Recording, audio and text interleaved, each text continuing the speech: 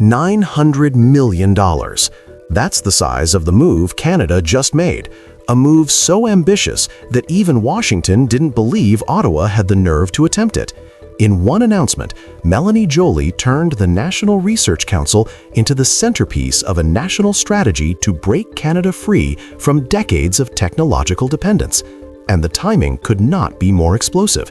Trump is tightening tariffs, the US is acting unilaterally in the Middle East, and Canada is choosing this moment to declare technological sovereignty. What Joly revealed wasn't just a spending plan, it was a message. Canada is done playing small. And so, my point is we've done it before. We can do it again. And so when Canadian research, industry, and government work together, we can do extraordinary things. I'm pleased to announce that we will be investing over $900 million in defense-related research and to strengthen Canada's industrial base. At the NRC's Flight Research Hub in Ottawa, Industry Minister Mélanie Joly laid out a transformation that reaches far beyond the walls of a laboratory. The government is directing $900 million into defense innovation, dual-use technology, and advanced research that links national security to economic strength. A new drone innovation hub will anchor Canada's capabilities in autonomous systems and counter-drone technology. Quantum research, photonics, secure communications, and biomedical defense are all being scaled up. And Canada will operate its own Canadian-built Bombardier Global 6500 as a flying test platform for intelligence, surveillance, reconnaissance, and electronic warfare systems, the first time Canada has ever built an aircraft specifically for that purpose. The announcement also sits inside a broader federal strategy aimed at reshaping industrial capacity. The government's targets are sweeping: 125,000 new jobs, a 240% jump in defense sector revenue, and a 50% increase in defense exports. These aren't symbolic numbers. They represent a push to elevate Canada from a buyer of foreign systems to a producer of sovereign technology, the kind of shift that influences diplomacy, trade, and national security alike. For decades, Canada accepted the assumption that advanced defense technology had to be imported, preferably from the United States. That assumption is now collapsing. By building its own ISR platform, establishing a domestic drone hub, and investing heavily in quantum and AI, Canada is signaling that it won't rely on American systems to define its capabilities. This fundamentally changes the negotiating balance between Ottawa and Washington, especially at a moment when Trump is weaponizing tariffs and demanding North American supply chains flow through U.S. factories. The federal announcement comes on the heels of several major geopolitical shocks. Trump's tariff pressure is escalating as he prepares new industrial restrictions. Washington did not consult Canada before military action in Iran, leaving Ottawa to manage evacuations alone and revealing a gap in trust between the allies. Meanwhile, Prime Minister Carney has been expanding Canada's economic diplomacy across Asia, from Japan to India to Australia, building relationships that diversify Canadian influence at a moment of global fragmentation. In this landscape, Joly's declaration is not just bureaucratic housekeeping. It is a strategic pivot. Ottawa is signaling that if the U.S. chooses unilateralism, Canada will choose capability. The $900 million NRC modernization is only a fraction of what Ottawa plans to spend. Over the next decade, the government intends to direct roughly $470 billion into procurement, infrastructure, and digital modernization. If even a portion of that money circulates through Canadian firms, aerospace manufacturers, AI labs, quantum startups, Arctic engineering hubs, photonics developers, the downstream impact could exceed $500 billion in national economic activity. This is not just defense spending, it is nation building. The Bombardier Global 6500 alone will anchor years of avionics development, sensor integration, and autonomous systems testing. Every subsystem, from radars to encryption suites, becomes an opportunity for Canadian companies to grow, export, and compete in markets where they previously had little presence. For the first time in decades, Canada is using defense to drive industrial expansion rather than supplementing foreign economies. What makes this investment truly transformative for Canada is not just innovation, it's jobs and economic resilience. Under the Defense Industrial Strategy, Ottawa is projecting up to 125,000 new high-quality careers across aerospace, engineering, manufacturing, and advanced tech sectors over the next decade, as domestic firms scale to meet defense-related demand. The Canadian defense industry already contributes nearly $10 billion to GDP and supports more than 81,000 jobs, and this strategy aims to expand that base dramatically. This growth isn't fringe, it's central to Canada's future economy and global competitiveness. What makes this breakthrough impossible is the international context. Other middle powers have been racing to secure technological sovereignty. Japan is accelerating autonomous defense systems. South Korea is scaling exports. Australia is integrating new capabilities through Indo-Pacific alliances. India is pushing for self-reliance across missile, drone, and cyber technology. These are the same partners Canada is now aligning with, and they are eager to collaborate. Ottawa's outreach across Asia reflects a strategic truth. In a world where the U.S. is unpredictable, Canada benefits from diversifying its defense and technology partnerships. Joly's announcement fits directly into this alignment. It signals that Canada is not merely participating in global innovation, it is positioning itself as a peer. Canada has attempted major defense industrial pivots before, but none reached this scale or clarity of purpose. The country was once dismissed as a branch plant supplier, dependent on U.S. primes and foreign technology. Even the idea of producing Canadian-led ISR platforms or drone systems was seen as too politically risky or economically unrealistic. Joly shattered that ceiling. By invoking Canada's WW2 transformation, when the country went from near-zero capacity to producing aircraft, vehicles, armor, and munitions at industrial scale, she reframed the moment. Canada has done the impossible before. And today, Ottawa is faced with another inflection point: global instability, American volatility, and rising demands for sovereign capability. This time, Canada is choosing ambition. The NRC announcement is not a policy update, it is a declaration of independence. Canada is building the tools that determine power: surveillance systems, drone fleets, quantum defenses, sovereign aerospace platforms, and the industrial base to support them. By doing so, Canada reshapes its role in North America and positions itself as a technological nation rather than a dependent one. The long-term question is simple. Will this be the moment Canada permanently steps out of America's shadow? Or will Washington attempt to pull Canada back into its orbit as global tensions rise? For now, one fact is undeniable. Canada just proved that the impossible is possible, and Melanie Joly lit the fuse. Canada and Ontario are signing a cooperation agreement on environmental and impact assessment. This agreement will speed up project approval timelines by introducing a new one project, one review approach. And under the agreement, Canada and Ontario will have a streamlined and flexible assessment process that will make approvals more efficient, delivering major projects faster while maintaining both federal and provincial standards. Canada just made a move that lands right in the middle of Donald Trump's tariff war, and Ottawa didn't even need a press conference to call it a counterattack. In a joint announcement in Ottawa, Prime Minister Mark Carney and Ontario Premier Doug Ford signed a sweeping federal-provincial deal to eliminate layers of red tape and fast-track major national projects. On paper, it looks like regulatory modernization. In reality, it is Canada quietly building the economic strength it needs to survive and outplay Trump's trade aggression. The agreement introduces a unified one project, one review framework, replacing the long-criticized system where federal and provincial environmental assessments run separately, sequentially, and sometimes contradict each other.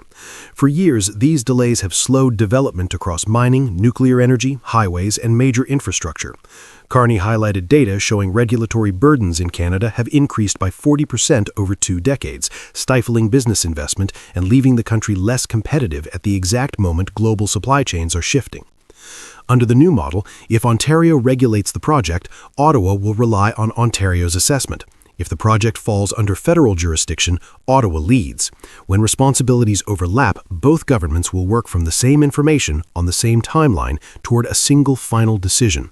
Carney stressed that standards will not drop. What will drop dramatically is the years of duplication that have plagued national development. Ford called the announcement transformational, especially for unlocking the Ring of Fire, Ontario's massive critical minerals region. He said the province is now ready to move shovels into the ground as early as June, 3 years ahead of schedule. And in a moment that signaled exactly how political this deal really is, Ford added that Canada must build at unprecedented speed because, in his words, we are staring down President Trump's tariffs. Trump's second-term trade strategy has been blunt: use tariffs to squeeze Canada's manufacturing base, force production south, and extract concessions in the lead-up to the 2026 USMCA review. The U.S. has already imposed steep duties on Canadian steel, aluminum, lumber, and autos.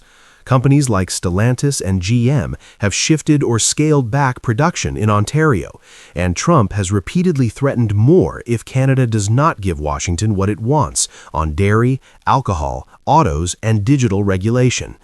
But tariffs only work if the target country stays weak. Canada just signaled that it intends to become faster, more efficient, and more attractive to long-term investment, not slower and more hesitant. By accelerating approvals for mining, nuclear power, and large infrastructure, Carney is building the foundation for a stronger domestic economy that can absorb U.S. pressure instead of bending to it.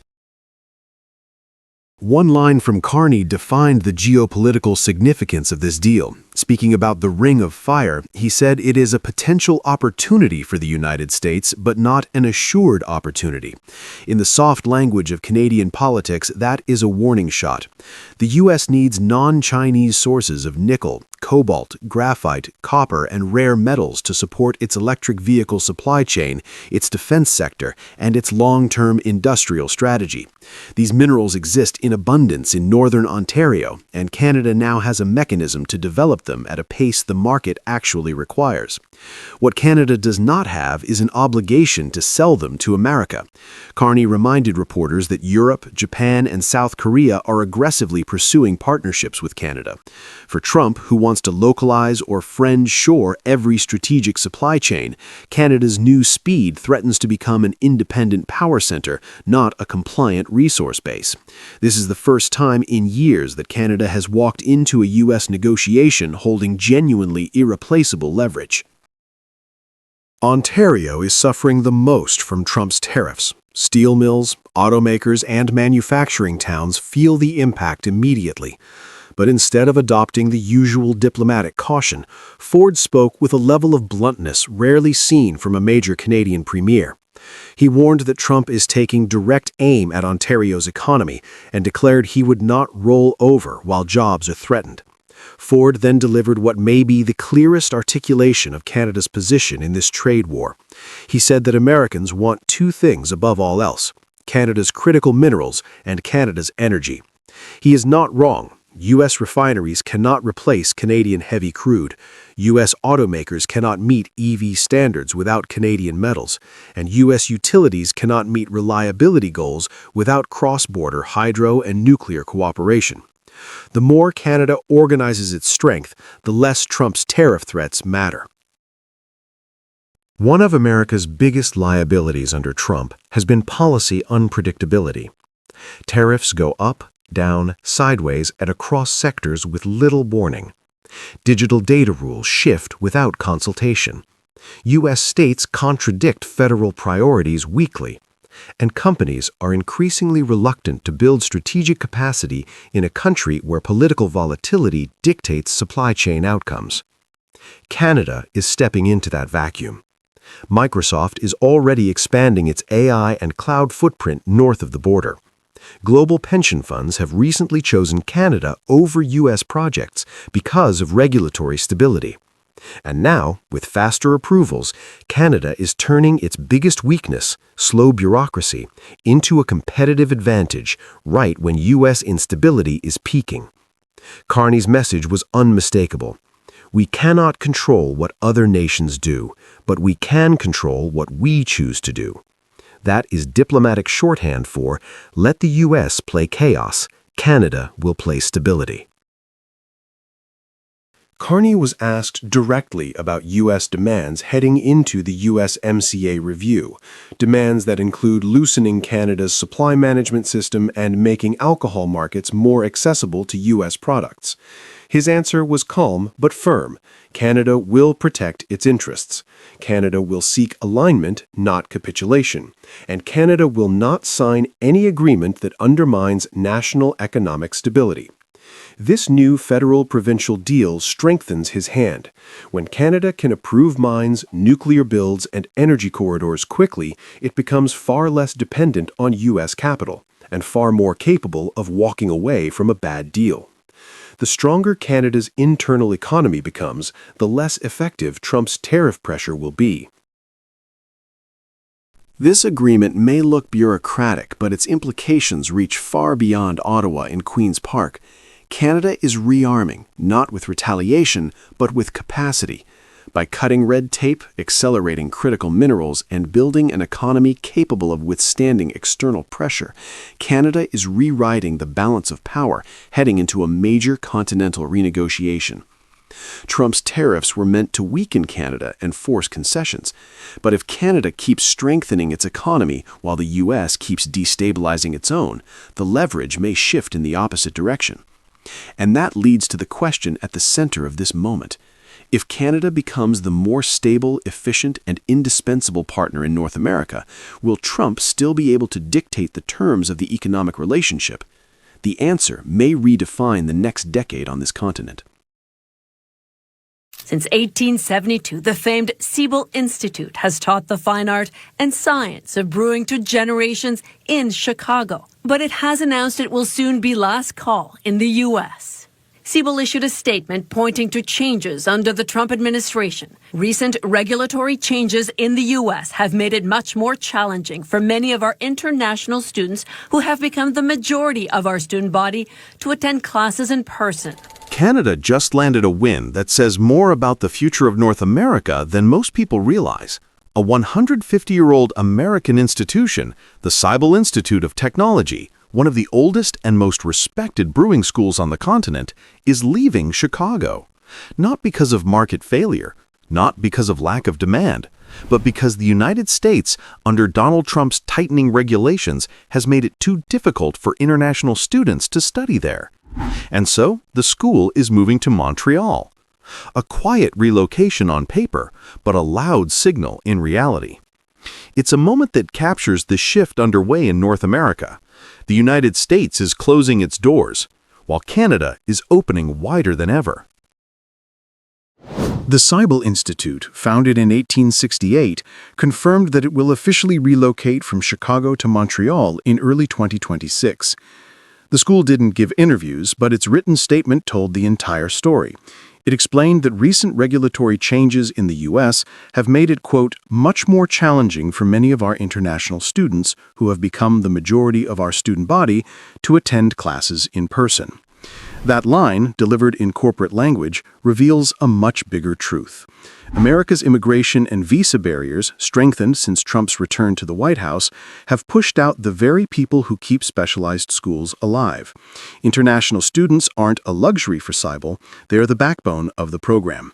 When they can no longer enter the country with confidence, the school can no longer survive in its original home.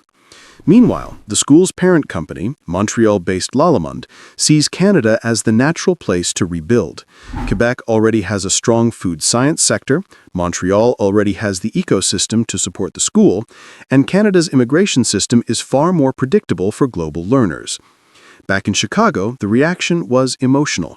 Industry members called the move a big loss, and some openly admitted heartbreak.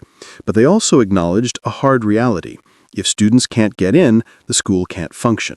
The Midwest beer community is losing not just an institution, but a symbol of its identity. For decades, the U.S. was the automatic destination for international students. Today, that trend is reversing. The Seibel move is a textbook example of a broader shift. Institutions that once depended on the American system are now seeking stability elsewhere. Canada has become that elsewhere. Under Prime Minister Mark Carney, the federal government has made attracting global talent a central pillar of its economic strategy. Immigration pathways are stable, visas are processed more consistently, and the political climate encourages growth rather than restriction. That contrast with today's United States could not be sharper.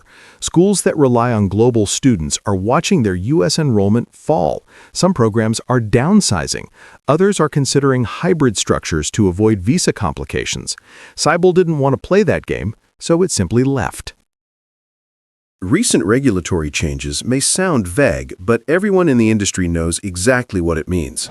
Since Trump returned to office in 2025, new rules around student visas, work-study permits, and short-term training programs have made it significantly harder for international students to enter the U.S. These aren't abstract rules, they directly affect specialized institutions like Seibel, where most of the class comes from abroad. Instead of adjusting, Seibel opted out. Its leadership decided the regulatory climate wasn't worth a fight. In the simplest terms, Trump's policies didn't protect American institutions, they pushed them out. The loss of Seibel isn't just administrative. It's symbolic.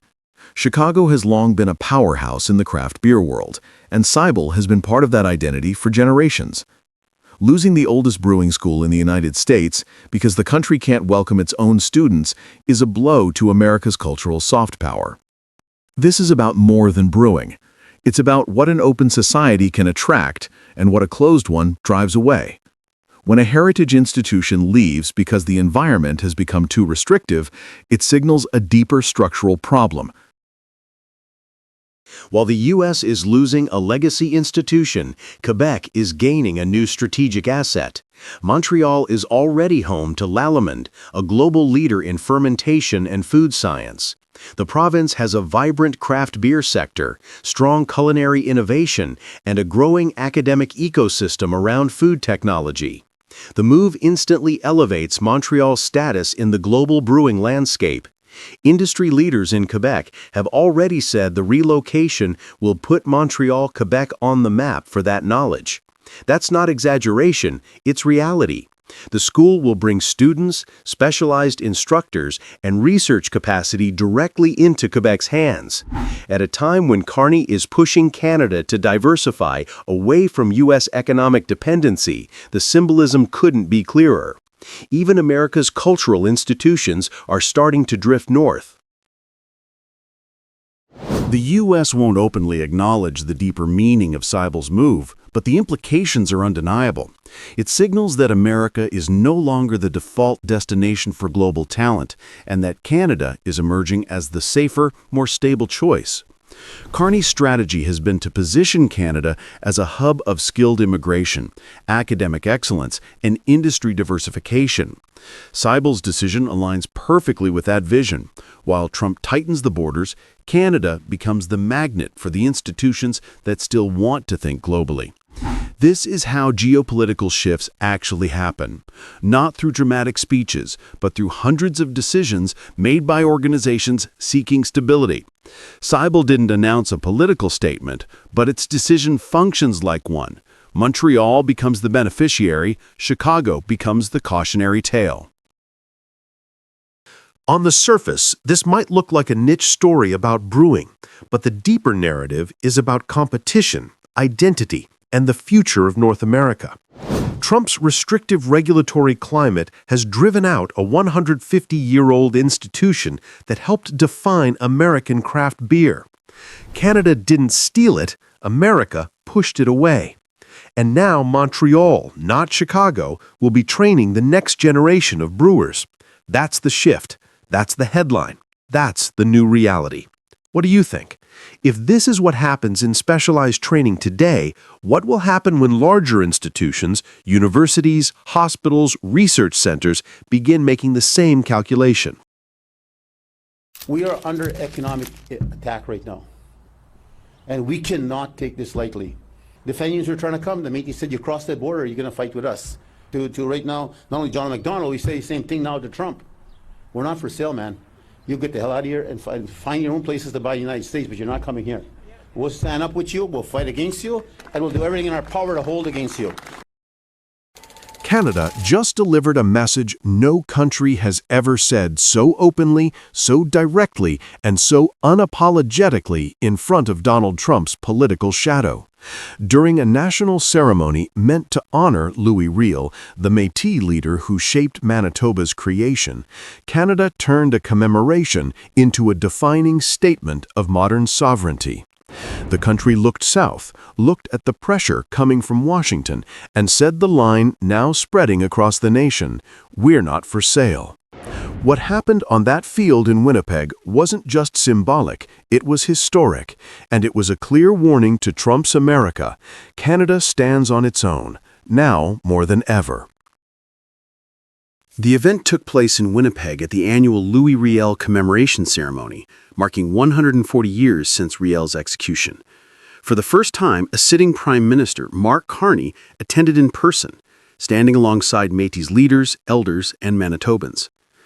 But the moment that electrified the ceremony came from Métis President David Chartrand.